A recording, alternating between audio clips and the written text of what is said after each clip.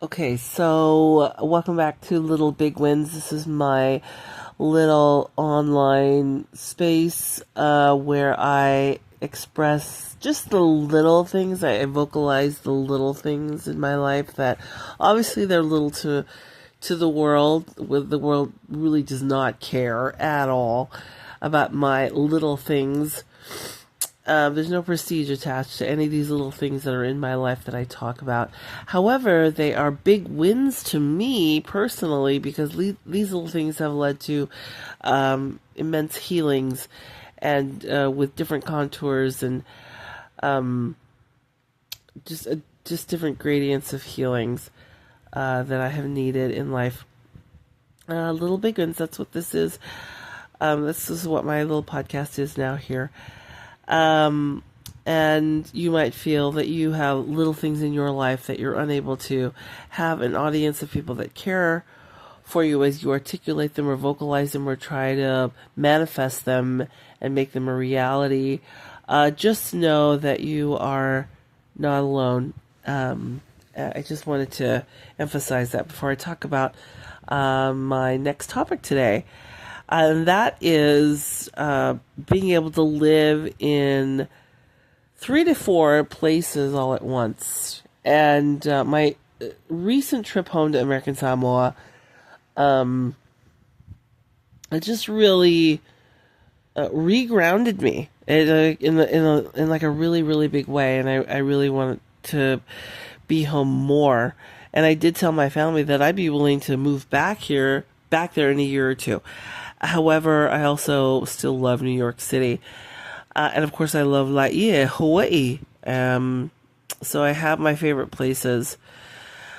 And so I've got to decide how to live that life year round. Keep the place in New York City.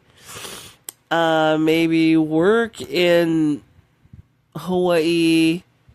And then go home to Samoa once or twice a month for mainly family and stuff. So I'm thinking about that, but then I also have businesses set up and established in New York City. So another option would be to live in New York City, do my businesses there year round, come to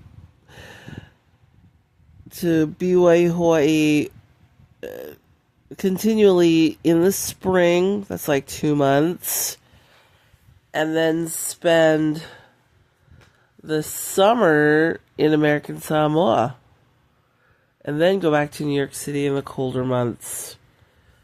So I think if I figure out, okay, how many months I'm still really living in New York City. Because the thing about New York City is I love having established residents there. But I also love being away.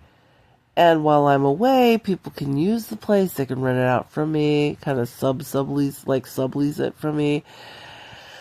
And, or I can have people, like, from home. Obviously, I would let them stay for free and crash at my pad there in New York City. But I'm thinking also, well, why don't I just keep residents in New York City and just make sure that I spend definitely the 2 months in Hawaii, 2 months and then some, and then maybe another 2 months in Samoa, like that, and then just like who knows? Who knows? Maybe I should just live in American Samoa and just teach at BYU Hawaii springtime and just keep a place in New York City. Who knows? Anyway, so I'm thinking of those options. Remember, there's a fourth location. Remember, I've got to be in on the reservation doing projects there with aunties there. So I've got to work that in, and I just want to let you know that I have not a fully fledged plan or a calculation of it. I do not have a full calculation of how that's going to work out and pan out. But I want to let you know I'm excited to include American Samoa in my all this flitting about I'm doing, traipsing about all over, and living too, not just visiting only, but like actually living there. And so those things can only really work if I land this great remote job, and also my businesses that they get going and they get running. Okay, so I just wanted to talk about that, and there's some great benefits to that. I also want to add something else. I did imagine myself when I was in college. New York City had not really been on my radar, but I did know that I would dance there and compose contemporary art pieces, which I have yet to do. Compose contemporary art pieces in New York City, and then also have a life traveling off into the Pacific. And that's actually what is happening now, just without the projects that I had imagined while I was in college.